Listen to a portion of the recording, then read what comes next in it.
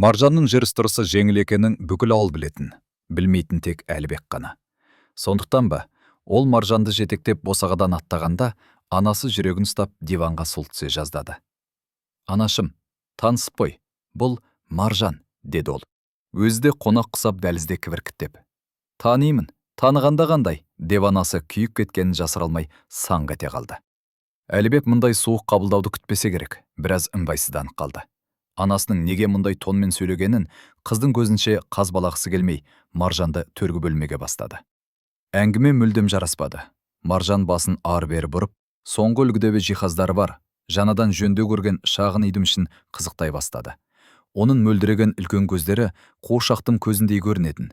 Әлібек оған қарап тоймай отырса, Алмагүл апай қалаусыз қонақты жанармен реп сойып отырды.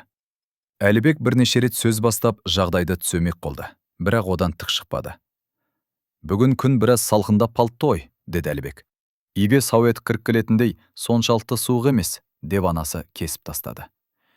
«Үйлеріңіздің жөндеуі керемет екен», деп Маржан таңданысын білдірді. «Мұны анам екеуміз жақында ғана», деп Әлібек сөзін аяқтай бергенде, анасы оны тағы да бөліп жіберді. «Көп қызықтай берме айналайын, мұнда ұзаққа қалмайсың». Осындай жайсыз отырыстан соң жарты сағат өткенде, Әлібектің шыдамы таусылып, Маржанда орталық саябаққа барып серуендеуді ұсынды. Алайда ол үйге қайтып оралғанда, анасы алдынан ақ борандай борап шықты. «Сен оны үйге неге ертіп келдің? Одан басқа қыз құрып қалып па? Мұндай масқараға қалай дәтің барды?» Анасының аузынан шыққан сөздер оқ бораған пулеметтей сатырлап, Әлібектің құлағын тұндырып тастады. Әрбір сөзі өткір, әрбір тенеуі тіліп түседі. Әлібек таңғалғаннан не істерін білмей тұрып қалды. Анасының қызба екенін, тілінің ащылығын, кейде тіпті артық кететінін білетін, бірақ мынадай сөздерді өмірінде бірінші рет естуі. «Соншама не болды?» деп, ақыры сөзге араласуға мүмкіндік тапты. Әлібектің мінезі марқұм әкесіне тартқан еді. Айқай-шуды, себепсіз ұрсысу мен берекесіздікті жаны сүймейтін, ал мұнда бәрі араласып кетті. Сол кезде анасы ауылдың өсекші қатындарынан, Маржанның курстастарынан және өзгенің өмірін сыртынан сын садағына ілетін білгіштерден естігенін егжей-тегжейлі айта бастады. Әңгімесіне драмалық рең бергісі келді ме, даусын бәсеңдетіп сыбырға көшті. Жаңағы айқайдан кейінгі бұл суық сыбыр адамды сескендіретіндей еді. Бірақ Әлібекке бұл әсер етпеді.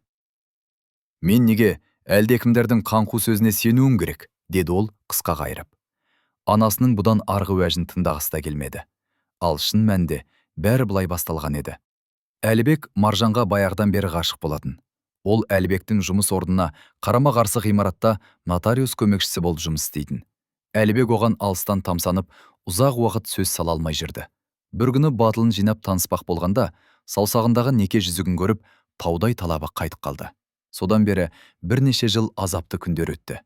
Бірде тағдыр оларды жергілікті дәмханада кездестірді. Сол жерде ол Маржанның құрбысына ажырасу процесінен ұзаққа созылып, шаршатып жібергенін айтып, шағынғанын естіп қалды. Одан кейін бәрі өздігінен өрбіді. Түскі ас кезінде бірнеше рет кездейсоқ ұшырасып, кіл табысып кетті. Ойларының бір жерден шығатынына көздері жетті. Әлібек тәуекел етіп, бірге серуендеуді ұсынып еді. Маржан келісе кетті. Көп ұзамай арада сезім оты тұтанды. Бұл бақытқа қандай қиындықпен жеткенін білетін Әлібек сүйіктісі туралы айтылған бос сандырақтарға құлақ аспақты білі. Оған үйленуге бел буды. Оның үстіне Маржан парасатты, салмақты қыз еді. Әлібектің қырағы көзі одан ешқандай мін таппады. Ел ішінде Әлібек Маржанға сырға салып қойыпты деген хабар тарағанда, көрші ауылдан Әлібектің әпкесі Салтанат жетіп келді. Мақсаты бауырын бұл ойланбай жасалған қадамнан айныту. Салтанат Маржанды сыртынан ғана танитын. Кейін өзі тұрмысқа шығып, алыстағы ауылға кетіп қалған. Маржаннан 2 жастай үлкендігі бар еді. Кезінде оған аса мән бермейтін.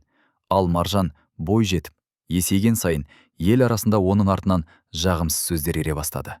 Салтанат та Маржан жігіттерді қолғапша ауыстырады екен, төбелестерге қатысады екен. Тіпті тәнін көрсетуден де ұялмайды екен деген секілді неше түрлі қаңқу әңгімелерді талай естіген болатын. Одан кейін Маржан заң факультетіне оқуға түсті. Ол туралы қауесеттің көптігі сондай. Есептеп тауыс алмайсың. Бәрі бір-біріне қайшы. Біреулер оқу ақысын арам жолмен тауып жүр десе, енді бірі жігіттерде емес, өзін асырайтын егде жастағы көңілдесімен тұрады десті. Үшіншілері Сынақтарды біліммен емес, тән сұлулығымен жауып жүр деп өсек таратты. Осылай кете береді. Маржан бала күннен өзіне ауған артық назарға үйреніп кеткен еді. Сондықтан бір сәтте ешкімге көңіл бөлмеуге бел буды. Ол оқуын сәтті аяқтап, заң саласында көп жылдан бері еңбек етіп келе жатқан алыс туысының қасына көмекші болып жұмысқа орналасты. Әлбектің әпкесі Салтанаттың келгенін Маржан құлағына да ілмеді. Артынан сөз ергенге еті үйренген сонша, мұндай дүниелер жанын ауыртпайтын болған. Ол не қалайтынын жақсы білетін, ал оның мақсаты Әлбек еді. Сонымен ешкімнің қарсылығына қарамастан той өтті. Алғашқы уақытта Әлбектің туыстарынан алыс, Маржанның үйінде тыныш өмір сүрді. Бірақ бұл жағдай Әлбектің көңіліне қаяу түсірді. Мен біреудің есебінен күн көретін әлпеш сияқты болып кеттім ғой. Әйелінің үйінде тұрып жатқаным не масқара деп, кейде анасына мұңын шағатын. Бірақ анасы Алмагүлдің жауабы әрқашан дайын еді. Сен әлпеш емессің, сен ақымақсың. Әлі-ақ көресің, ол сенің соңғы тиынына дейін сыпырып алады. Оның жолында сен сияқты неше аңқау кетті десеңші. Ол саған тек үйің мен жақсы табысың болғандықтан ғана тиді. Күте тұр, жақында ажырасуға арыз беріп, мүлкіңнің жартысын қақ бөліп алады. Әлбек анасының сөзіне кейіп, қолын бірақ сілтейтін. Ол әйелін шын сүйетін, ал Маржан ел айтқандай емес, нағыз парасатты жан болып шықты. Оны күдікке итермелейтін бірде-бір қылығы байқалмады. Әлбектің табысы шынымен де жақсы еді. Қалада өз пәтері де бар. Бірақ онда әпкесі Салтанаттың студент қызы тұрып жатқан. Содан ба, Әлбек ол үйді менікі деп санамайтын. Жалғыз жиенінді көшеге қуып шығуы мүмкін бе? Артық пәтер тұрғанда 17 жастағы баланы жатақханаға жіберген несі?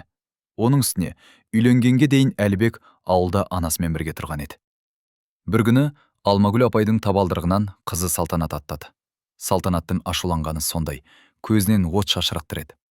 Құлыным-ау, келетініңді неге ескертпедің? Алдыңнан шығып күтіп алар едік қой. Өзінде мұншалықты шұғыл аттанам деп ойлаған жоқпын, анашым. Бұл отбасы емес, нағыз масқараның өзі болды. Иә, не болып қалды сонша? Кеше-кешке Айгерім маған жылап хабарласты. Әлбектің әлгі жылан әйелі оны үйден қуып жатыр екен. Не дейді? Сұмдық-ай. Салтанат болған жайды жайып салды.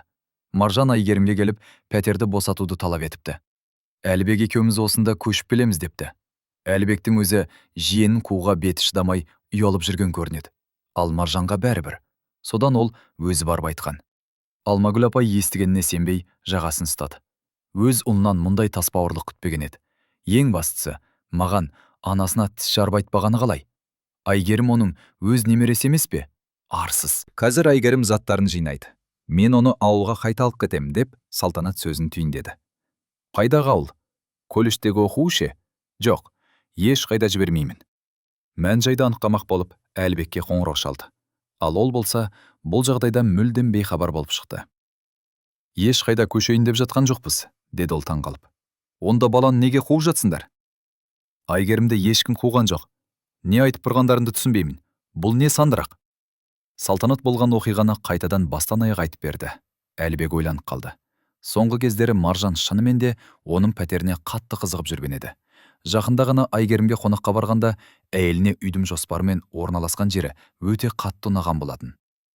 Пәтер кішкентай болғанымен екеумізге әбден жетеді. Саябаққа да қол созым жерде екен, деген еді Маржан сол жолы. Кешкісін Әлбек бұл мәселенің мән жайын сұрағанда Маржан бірден шаптыға жөнелді. Мен сенің жиеніңе ешқашан баса көктеп кірген емеспін. Ондай сөз айту ойымда да жоқ. Ол неге өтірік айтады? Айгерім неге өтірік айту керек? Ол бала ғой.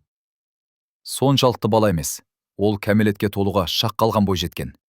Солай екен деп, ол үйін тастап көшеде қалу керек пе? Әлде анамды қыспақ қалу керек пе? Жалпы менің мүлкіме билік жүргізуге саған кім рұқсат берді? Негізінде бұған қақым бар. Өйткені мен сенің заңды әйеліңмін. Міне, енді бәрі түсінікті болды.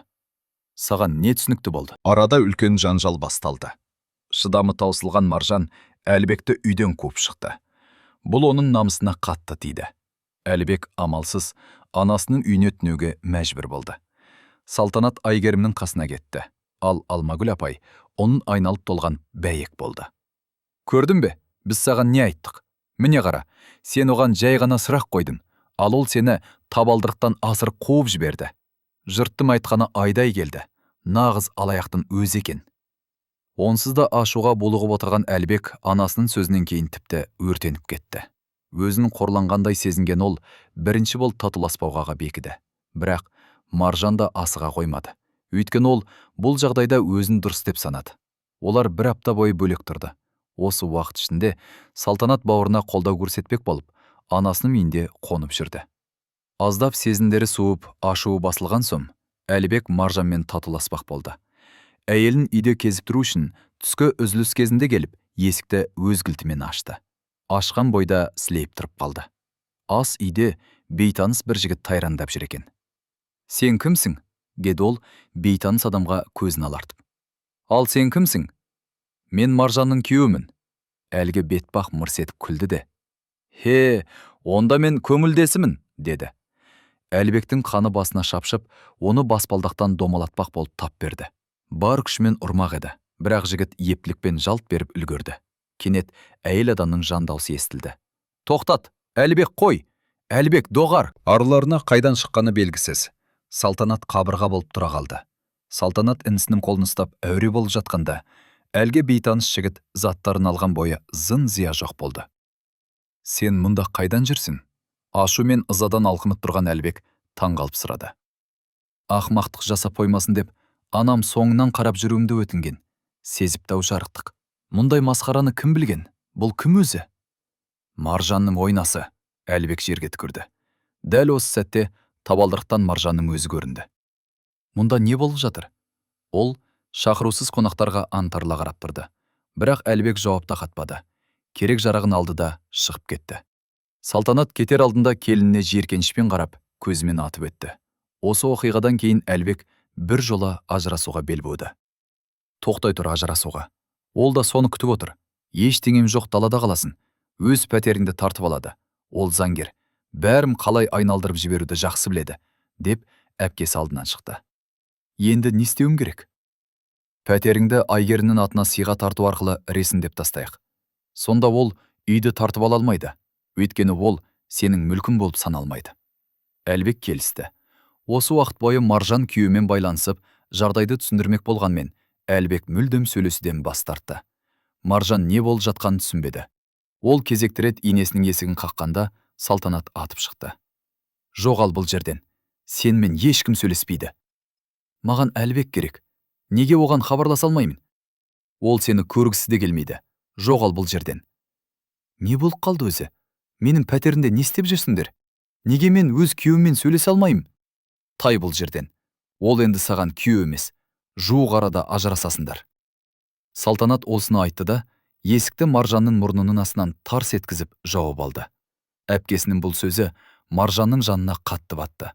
Ол бұл мәселенің ақ-қарасын анықтауға бел буды. Үйдің кіреберісінде және көршілердің есік алдында бейнебақылау камералары бар екенін ол жақсы білетін. Мән-жайды түсіну үшін Маржанға сол жазбаларды қалай да болса қолға түсіру керек еді. Ал бұл уақытта Әлбек ажырасу процесін тездетпек болып, нотариусқа барып, пәтерін жиенінің атына ресімдеп тастады. Сол күні кешкісін оның электронды поштасына оғаш хат келді. Хаттағы бейне жазбада жаңағы бейтаныс жігіттің Әлбек келгеннен бірнеше сағат бұрын Маржанның пәтер есігін бұзып жатқаны тайға таңба басқандай көрініп тұрды. Содан кейін әлгі бейтаныс заттарды арғалап, дәл кіреберісте үйге кіріп келе жатқан Маржанды қағып бете жаздап, қашып бара жатты. Әлбек хаттың кіммен келгенін бірден түсінді. «Бұл ештеңені дәлелдемейді», деп жазды ол жауап ретінде. «Менде басқа да дәлелдер бар. Өтінемін, кездесейікші», деген жауап келді. Әлбек амалсыз келісті. Келесі күні ол Маржанмен өздері жиі баратын дәмханада жолықты. «Сені алдап соқты. Мен саған опасыздық жасаған жоқпын. Айгерімді де үйден қуған емеспін. Дәлелдерінді көрсеткенім дұрыс болар», деді Әлбек салқын ғана. Маржан оған Айгерім мен анасы Салтанаттың өзара жазысқан хаттарының көшірмесін көрсетті. Онда анасы мен қызы Маржанды қалай қаралап, қалай өтірік шығару керектігін бүге шигесіне дейін талқылаған екен. «Мұны қайдан алдың?»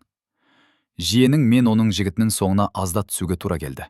Жігітін тауып алып ақша ұсындым. Ол сенімсіз біреу екен. Қомақты сома үшін маған мына көшірмелерді сатып жіберді. Айгерім онымен осындай дүниелерді бөлісіп отырған. Бірақ менде бұдан да басқа дәлел бар.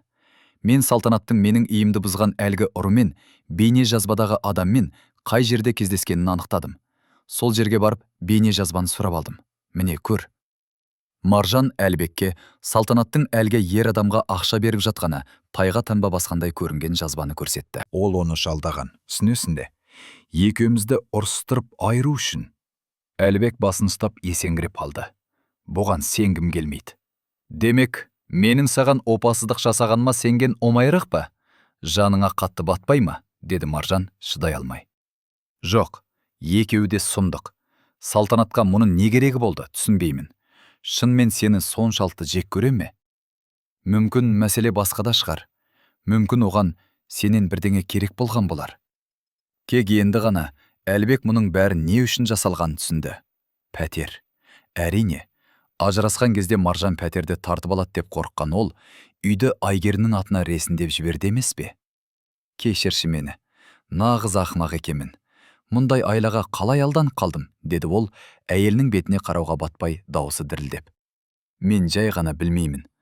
Мұндайды кешіру мүмкін емес. Сонымен ажыраспайтын болдық па?